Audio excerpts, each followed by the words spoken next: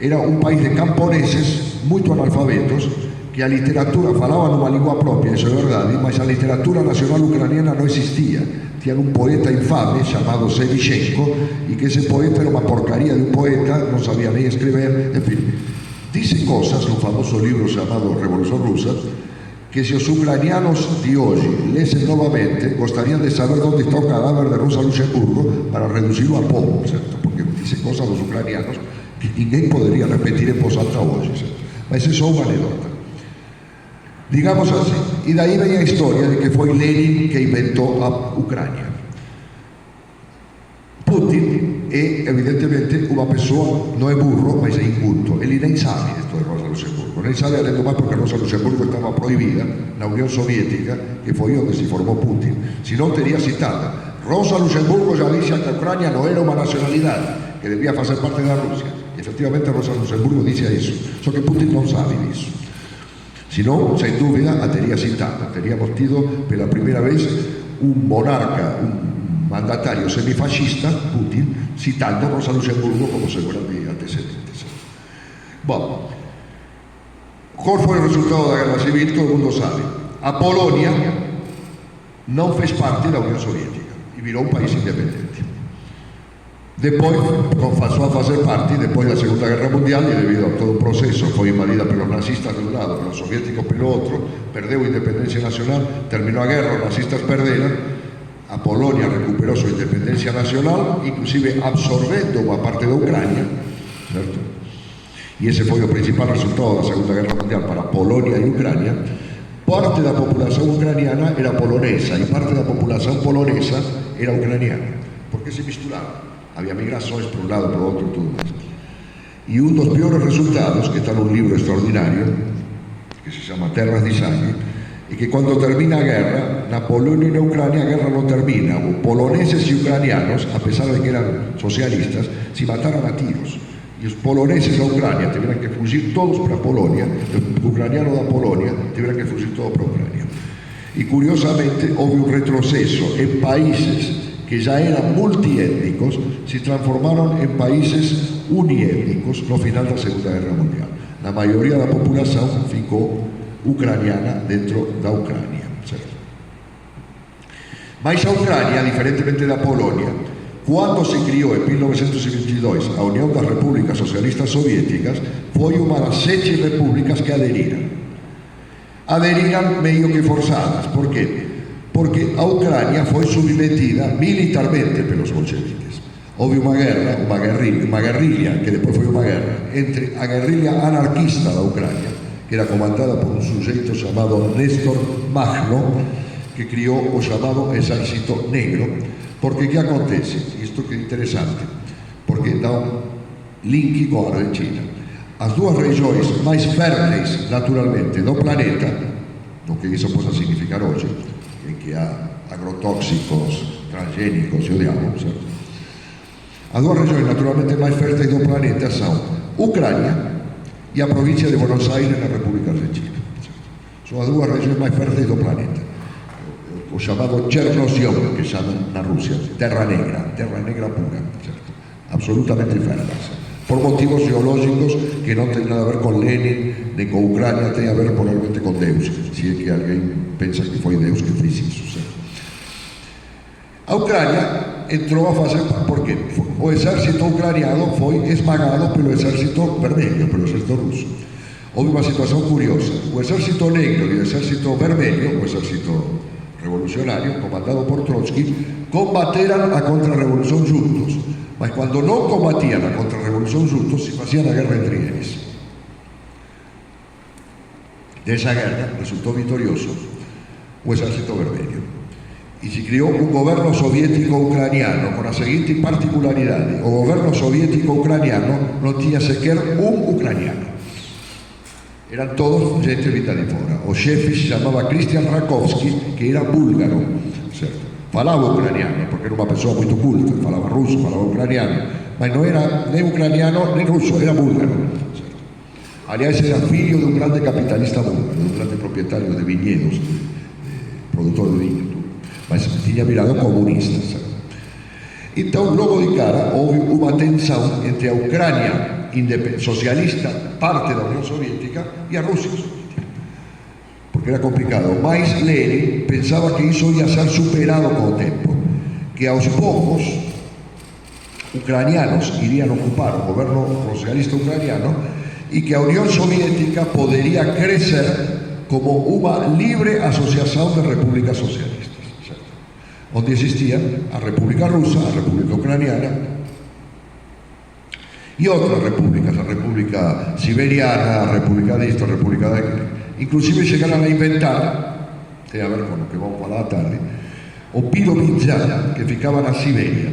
E o Birobidzhan era unha república judía, porque eles pensaban que finalmente os judeus, de tão perseguidos que tinham sido na propia Rusia, merecían ter unha república propia. Só que quem inventou non foi Lenin, foi Stalin. E a inventou no medio da Siberia, lógicamente, e convidou todos os judeus rusos a ir para a Siberia. Lógicamente que os judeus rusos nem foran para a Siberia, porque facía un frío, era un local moito ermo, e facía un frío desgraçado, ficaran no restante da Rusia. Mas oficialmente o Birobidzhan era unha república judía, só que non había, era unha república judía sen judeus, certo? Foi unha das grandes obras de Stalin, criar unha república judía onde prácticamente non había judeus, certo? E a situación foi a seguinte: esa libre asociación de repúblicas ficou esmagada pela volta stalinista. Cando houve a reviravolta stalinista da Unión Soviética, aquí non foi un desastre. A independencia formal das repúblicas foi mantida, mas se les impôs unha rusificación forzada. Parte da populación ucraniana foi deportada, outras populações foron deportadas e populações rusas foron deslocadas para os seus locais de origem. O máis famoso proceso deses foi un povo prácticamente inteiro que foi deportado. O povo checheno, certo? Na Chechenia, que era além do máis de raíz islámica, e a súa región foi investida por rusos. Iso criou un problema terrible que explodiu co fin da Unión Soviética. Toda a famosa mafia rusa, vocês saben agora nos filmes de acción norteamericanos que aparecen uns mafiosos que xa non son máis italianos, son rusos, pois son todos chechenos.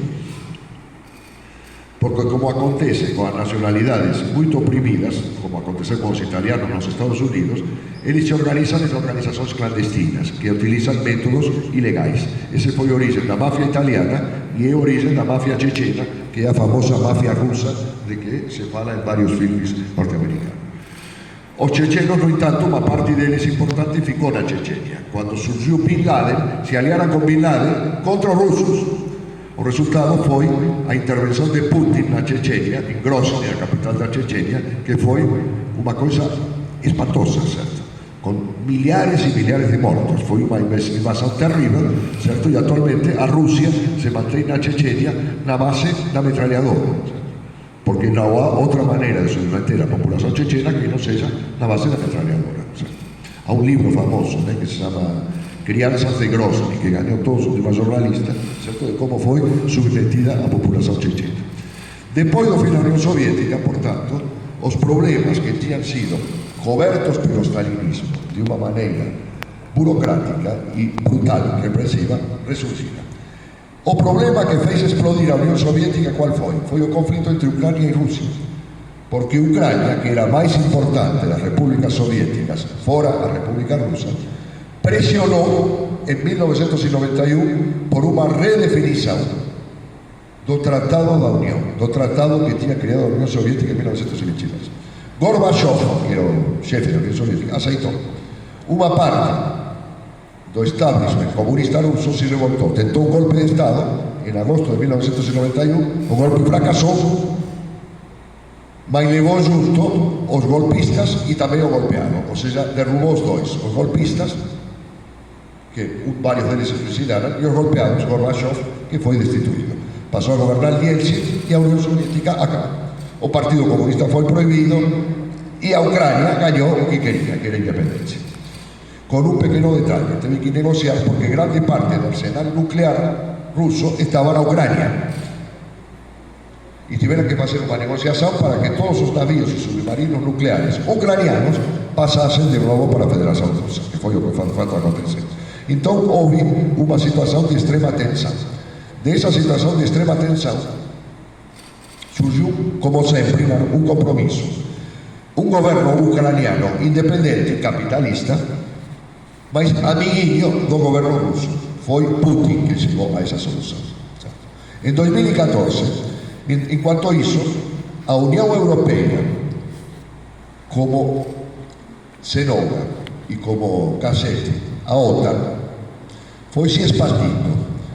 De 6 estados que originaram a União Europeia em 1950, que se chamava Comunidade Europeia do Carvão e do Aço, finalmente se criou a União Europeia em 1990. A União Soviética acabou em 1991, essa é a proximidade da data. Adotou o euro como moeda.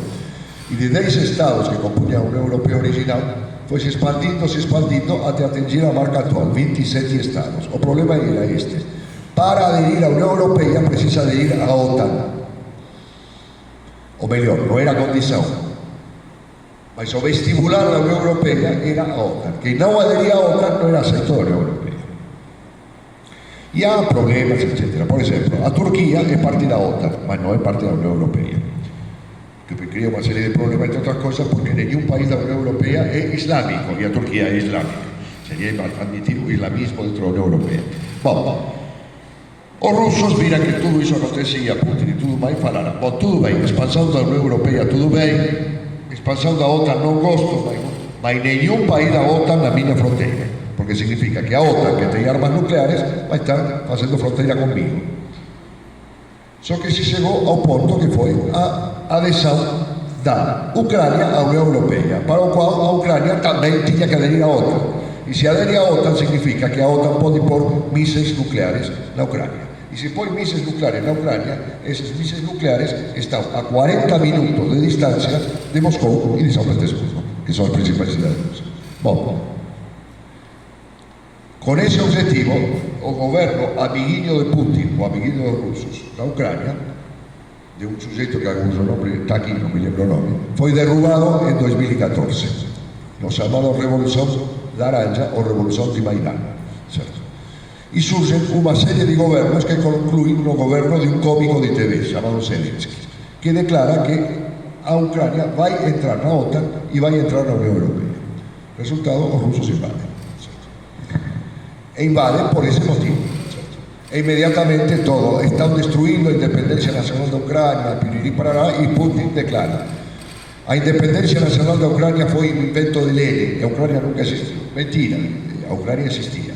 Mas é verdade que a independência nacional da Ucrânia foi sim obra de Lenin e dos bolcheviques, que consideram a independência nacional porque reconheciam na Ucrânia uma nacionalidade independente. Esses foram os antecedentes históricos do conflito. Agora, está claro que essa parte histórica, Putin não está nem aí, e os norte-americanos, Joe Biden em particular, ou qualquer outro que Trump nem se fala, não sabem absolutamente nada. Provavelmente Trump nem sequer saiba onde fica a Ucrânia, porque é uma besta, um animal. Trump deve saber tanto da Ucrânia quanto Bolsonaro, ou seja, é um lugar esquisito que fica num lugar esquisito, não deve saber nada. Um presidente norte-americano, Reagan, há muitos anos atrás, em certa ocasião, visitou a Colômbia, e quando desceu do avião, foi entrevistado e com um sorriso, porque ele também era um ex-ator, porque agora a condição para ser presidente é ser ator, previamente, se possível cômico, e com um sorriso de orelha a orelha, Reagan falou: eu, como presidente dos Estados Unidos, estou muito contente de estar aqui na Bolívia. Falou. Ele pensava que tinha ido na Bolívia e tinha acabado de desembarcar na Colômbia, certo? É nesse nível que tem essa gente. Bom, Zelensky foi feito um herói nacional e internacional, está aí, ontem estava aí na TV, visitado pelo premier da Grécia, se salvaram porque explodiu uma bomba a 200 metros dele, e a coisa está cada vez pior. Esses são os antecedentes do conflito. Eu quero parar por aqui, depois tem, porque nesse conflito estão envolvidos questões geoestratégicas, a expansão da OTAN, para barrer com a Rússia. Isso que é o objetivo. E a Rússia, que quer reabsorver a Ucrânia, mas não como parte de um projeto de livres repúblicas independentes, mas como parte de um processo de expansão que Putin retomou no velho Estado russo. Então, se diz, é um confronto entre dois imperialismos, o imperialismo russo e o imperialismo, sei lá, norte-americano. Na verdade, não é um confronto entre dois imperialismos, porque o Estado russo não pode ser considerado, é um Estado que oprime nacionalidades dentro da Federação Russa, mas não pode ser considerado como um Estado imperialista, no sentido capitalista. A Rússia não é um país exportador de capitais e que domine o restante do mundo através do capital financeiro. O capital financeiro russo é muito fraco, certo? E a burguesia russa é uma burguesia rastaqueira, é uma burguesia mafiosa, certo? Praticamente. Bem? Então, o que temos é um conflito onde, no entanto, o imperialismo está do lado ucraniano. Porque está do lado ucraniano? Porque utiliza a Ucrânia como ponta de lança para penetrar no mercado russo e apontando ao mercado chinês. Conclusão disto tudo. Em 1979 e 91 se fala o fim do socialismo, a Rússia vai virar capitalista, a China vai virar capitalista, vamos ter capitalismo para toda a eternidade e todos seremos felizes para sempre. O resultado disso foi que com a China capitalista, os chineses começaram a produzir primeiro bugiganga e agora 5G, e começaram com bugiganga muito mais barata, fizeram explodir todos os mercados, acabaram com a Geri, com Franca, com a fábrica de sapatos, porque agora você compra sapatos chineses, então acabaram com a indústria de calçado brasileira e com muitas outras, e o resultado que tivemos foi uma crise capitalista pior do que a crise capitalista do passado. E como expressão dessa crise que se expande, ou tenta se expandir, o imperialismo norte-americano, a guerra da Ucrânia é um produto disso e ameaça com levar ao mundo para uma terceira guerra mundial, que desta vez, se acontecer, será uma guerra atômica, ou seja, será uma guerra muito pior do que a guerra precedente. Bom, é disto que trata este livro, não me deixem voltar com nenhum deles para São Paulo, porque são pesados, certo? E agora cedo a palavra ao Menezes. Muito obrigado.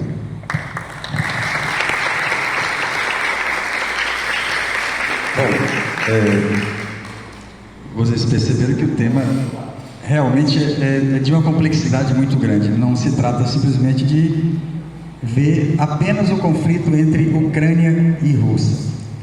O Codiola já fez o resgate histórico necessário. Eu vou agora procurar uma dimensão um pouco mais concreta, mas não tão simples também.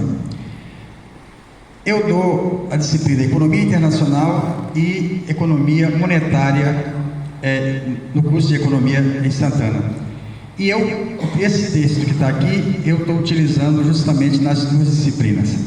E eu diria que não é fácil compreender o que está colocado nesse conflito. Mas vamos lá. Em primeiro lugar, nós temos que resgatar o que foi a Guerra Fria, como o mundo foi distribuído. E ali o que nós tínhamos? Nós tínhamos o bloco capitalista e o bloco socialista. Alemanha Oriental, Alemanha Ocidental, Vietnã, ou seja, o mundo foi dividido entre esses dois blocos. E a partir de 89 e 91, há a dissolução. Então, para entendermos isso, nós temos que entender primeiro o que significa a União Europeia. Codiola já havia iniciado, porque qual é o pretexto para a guerra? O pretexto para a guerra é que a Ucrânia, ou a parte da Ucrânia que Zelensky comanda, ela quer entrar na União Europeia e ela quer entrar na OTAN. A outra parte, que se identifica como russa, a outra parte que se identifica com a Rússia, não quer. Mas então, primeira coisa que nós precisamos entender: o que significou entrar na Ucrânia? O Codiola havia dito que inicialmente eram da União Europeia. Inicialmente eram 6 ou 7 países que entraram que fizeram parte da União Europeia e fizeram parte do euro. Em seguida, o que nós vamos ter? Os países do leste europeu começam a entrar na União Europeia e começam a entrar na OTAN. Mas o que eles eram antes? Antes eles faziam parte do bloco chamado socialista. Eles faziam parte do grupo militar, como é que era? Esqueci agora. Bom, tinha a OTAN de um lado e Pacto de Varsóvia do outro. Este grupo fazia parte da ex-União Soviética e de repente ele rompe e passa a aderir à União Europeia. A União Europeia, para ser entendido, ela não é um espaço de se propor políticas sociais. A União Europeia surge como uma forma de implementar a política de austeridade. Todos os países que entraram na União Europeia tiveram que incorporar as políticas neoliberais. Então, os países do leste que estão entrando na União Europeia foram os países que ficaram fora do Plano Marshall, foram os países que faziam parte do Comecon. Então, isso aqui é muito importante. Por quê? Estão brigando para entrar na União Europeia, mas o que significa entrar na União Europeia? Significa que não existirá nenhuma barreira tarifária, significa que há livre movimentação das pessoas. Mas o que significa eliminar as barreiras tarifárias? Significa facilitar para a Alemanha a sua grande expansão. O meu artigo trata do lado oculto da guerra da Ucrânia. E aí, o que nós temos efetivamente? Como é que a Alemanha começa a se expandir? O primeiro momento foi a fusão entre a Alemanha ocidental e oriental. E o marco alemão se expande. Depois, quando a União Europeia vai se expandindo, todas as barreiras tarifárias são eliminadas. Só que esta eliminação, agora sim, a hidratação, obrigado,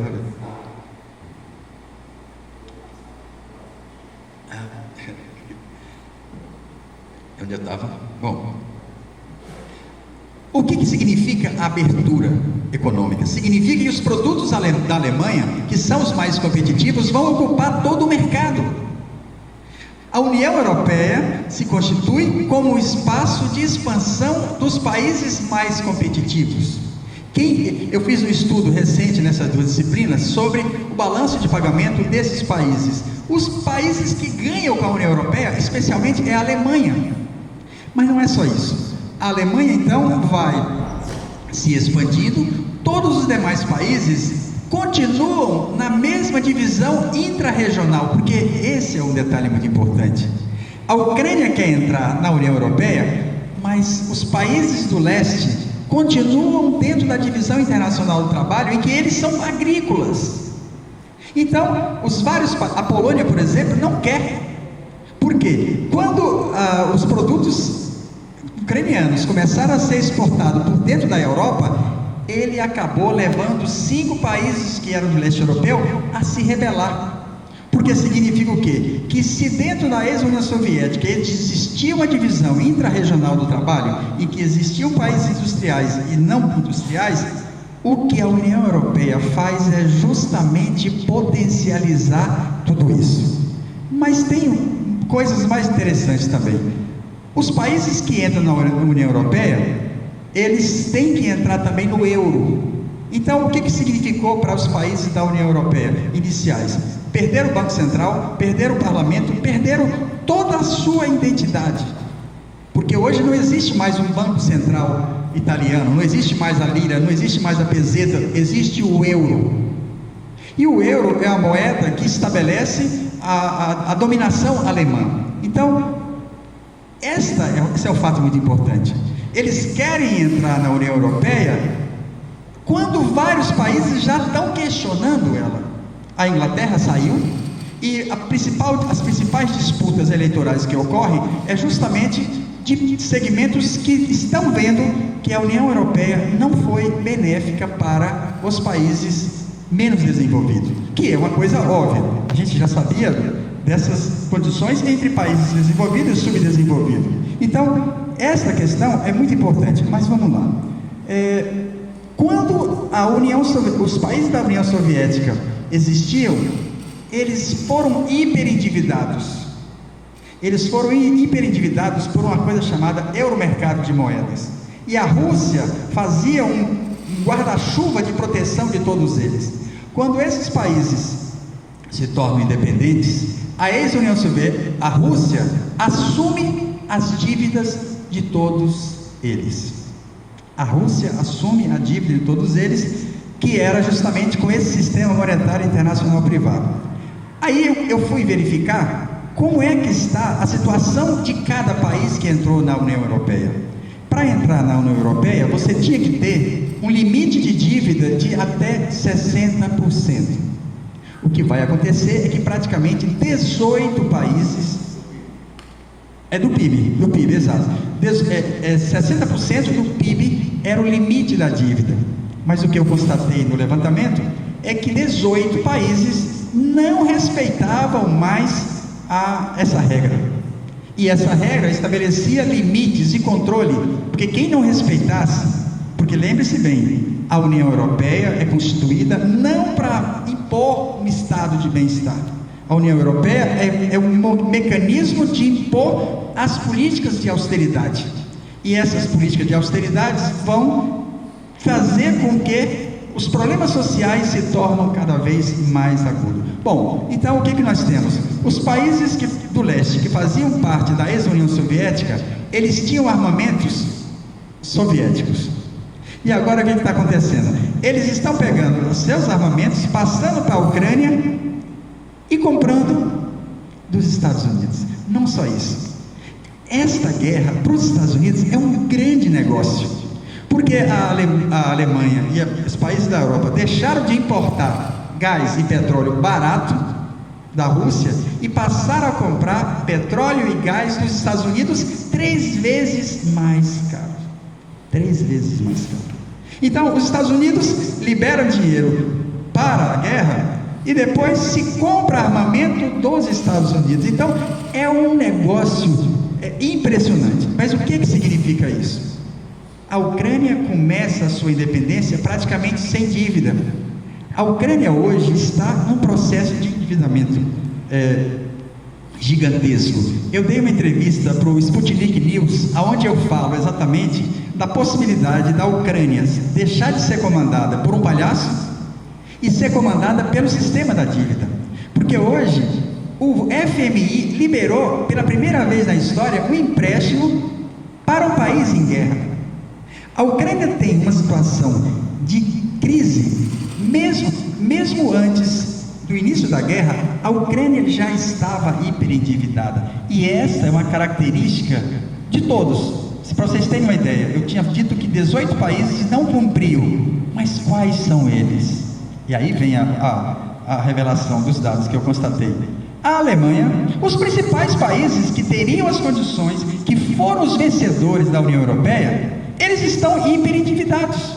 O desemprego é crescente. Os gastos militares são cada vez maiores. E o mais interessante é que os países do leste, quando ganharam o passaporte europeu, eles passaram a se deslocar para onde? Eles passaram a se deslocar legalmente para a Alemanha, para a Itália, para a França. Então havia uma evasão de população que antigamente fazia parte do bloco soviético para lá. Ou seja, o que nós temos aqui é uma situação que agora a Ucrânia já tem 7 milhões que já não vivem lá. Então, na essência, o que nós estamos vendo? Nós temos uma guerra que tem por trás algo muito mais oculto. Porque os países do leste estão fechando, os que são da OTAN estão fechando completamente o território russo. Mas aí eu fui analisar outra coisa. Porque os Estados Unidos apoiam, são contra a separação de Donetsk, mas são a favor da separação de Taiwan. Olha que coisa curiosa. Os Estados Unidos vivem agora uma guerra comercial e de disputa de hegemonia com a China. A China está totalmente cercada por países que fazem parte do apoio aos Estados Unidos. A China, quando está pensando em fazer a Rota da Seda nova com ferrovias, é porque ela corre o risco de perder o acesso aos oceanos para escoar sua produção. Então, a questão fundamental que eu levanto no meu artigo é que a guerra da Ucrânia é parte da expansão alemã, que na verdade é parte da expansão dos interesses americanos, porque a Alemanha nada mais é do que, eu diria que, uma colônia moderna dos interesses da OTAN. E não é só isso. A União Europeia tem uma moeda supervalorizada, não tem crescimento da economia, os indicadores sociais são cada vez mais graves e todo esse custo da guerra, o petróleo caro, a energia cara e tudo caro, levou a uma inflação generalizada na Europa. Nós estamos tendo várias greves, ou seja, a luta de classe na Europa começa porque os preços são cada vez mais elevados. Então, o que nós podemos constatar? Que há uma estagnação da Europa, há uma expansão da China e o conflito entre os dois países nada mais serve para fazer com que a China seja praticamente... Porque se você pega a OTAN cercando a Rússia toda, os demais países lá, Japão, Filipinas, todos os países lá embaixo, inclusive Taiwan, eles praticamente cercariam a China. Então, a guerra da Ucrânia, ela tem muito mais além do que simplesmente um conflito. Na minha avaliação, agora tem uma coisa: o que o movimento operário pode esperar dos dois lados?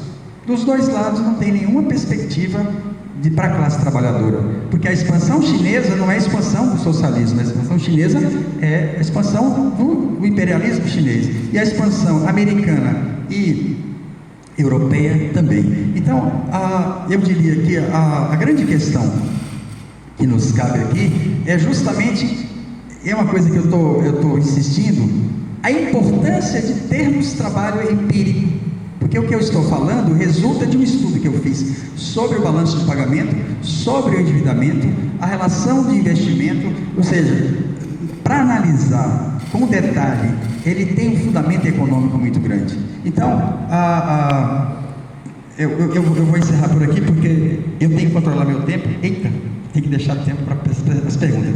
Mas eu finalizo exatamente colocando a importância de termos o que Marx chamaria, ou Lukács também, da categoria da totalidade. Para entender efetivamente o que está acontecendo, nós temos que fazer o que o Codiola fez aqui, o que o Francesco fez. Nós temos que procurar entender as múltiplas determinações, porque o que a imprensa, o que os meios de comunicação estão divulgando, de certa forma, é uma interpretação de um conflito. E, na verdade, o que nós temos aqui se trata de uma forma nova, de um Estado supranacional se constituir, que é inédito, de uma política de austeridade brutal, de ataque aos direitos sociais. E, para fechar, o que nós temos efetivamente é, de um lado, o aumento dos gastos militares deste ano que passou, foi o recorde do pós-guerra. Ou seja, a União Europeia cada vez oferece menos emprego, cada vez oferece menos políticas sociais, cada vez oferece menos direito, e tem um segmento da Ucrânia que está querendo ter o direito a um passaporte para poder ser europeu e poder ir trabalhar precário. Mas o que está acontecendo, efetivamente? Quem é que está por trás de tudo isso? É a restauração capitalista. É a restauração capitalista. Quem são os poderosos da Ucrânia? Como é que chama? Os oligarcas. Ou seja, a restauração capitalista não significou democratização na Hungria, não significou avanço democrático, ao contrário. O que nós estamos vendo agora é que a ausência de políticas públicas, a ausência de perspectiva para a Europa, está levando a potencialização da extrema-direita. Quem está capitalizando todo esse processo não é a esquerda, ao contrário, parte da esquerda está inteiramente perdida. Por quê? Veja, quando o Macron diz que vai mandar, ele falou que ia mandar tropa, né? Você falou? Imagina, mas quem é Macron? Macron vive num país que ele tem minoria no parlamento. Na Alemanha, quem está mais crescendo é a extrema-direita. Então, esse é um problema sério.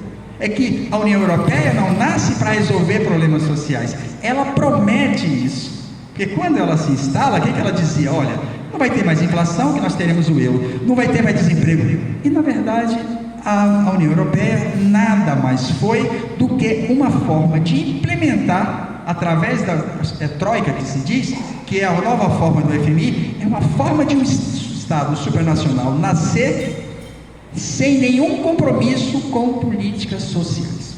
O que nós temos aqui é que ontem apareceu a Grécia lá com o Zelensky, e a Grécia está inteiramente falida, porque o outro grande problema da União Europeia é que ela não permitiu que os estados financiassem de nenhuma forma as suas dívidas. Antigamente, a Itália, o Banco Central italiano comprava. Agora, quem financia os estados europeus são os bancos privados da Alemanha.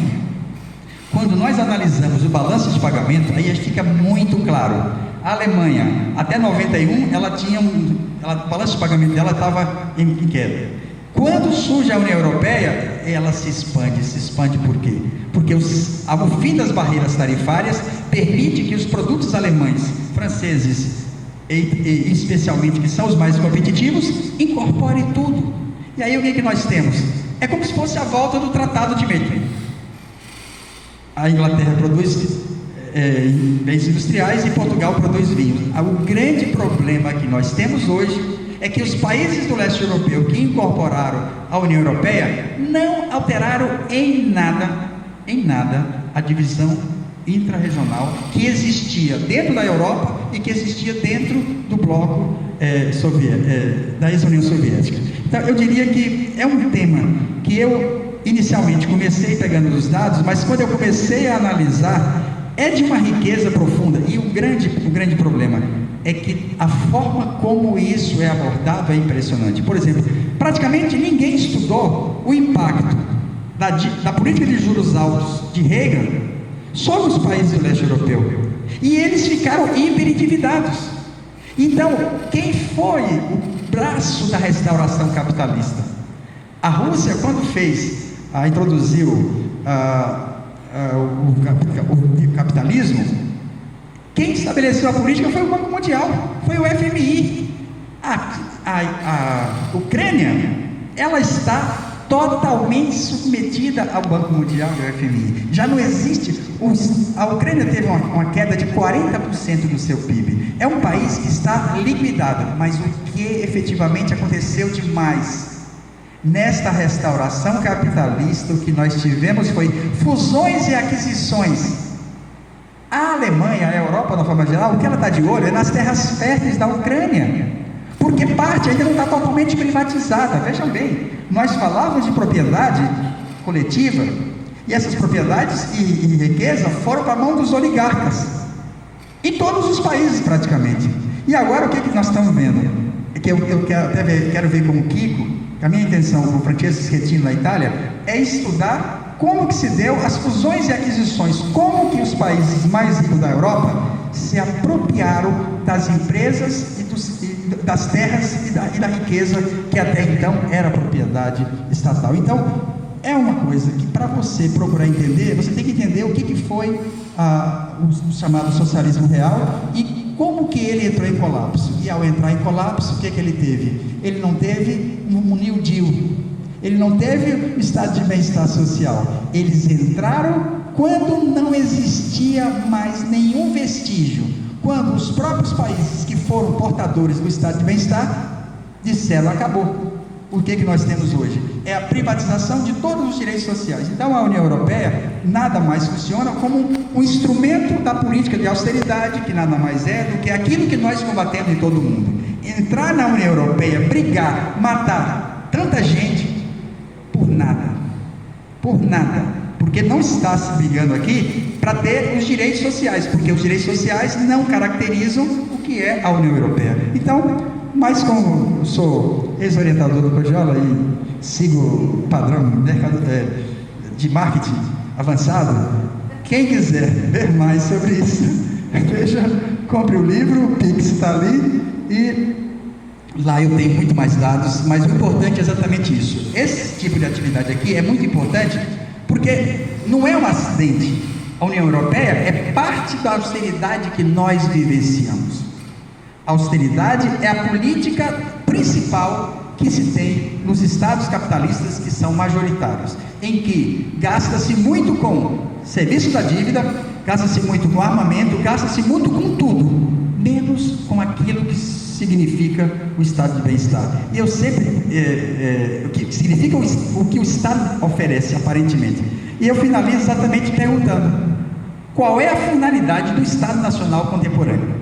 Eu estou falando sempre que existe agora um Estado gestor da barbárie.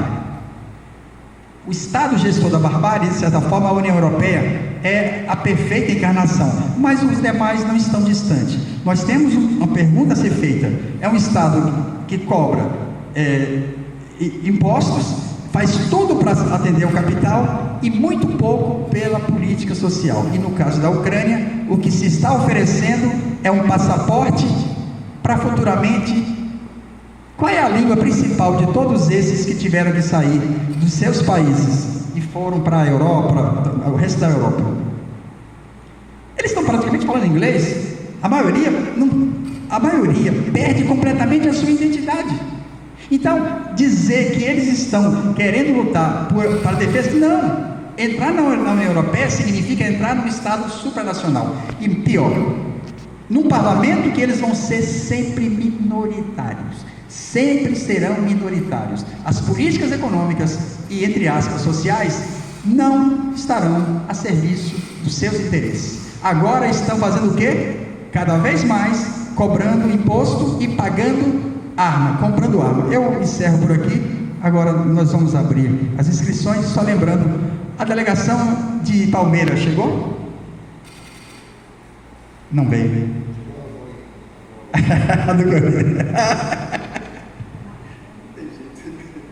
Quem não entendeu é que... bom, acho que entenderam. Então é isso, vamos abrir agora as inscrições e convidando mais uma vez para logo mais às 14 horas nós vamos ter a continuidade, que é exatamente sobre a guerra Israel-Palestina. Então, está aberta as inscrições, quem quiser pode aqui usar o microfone.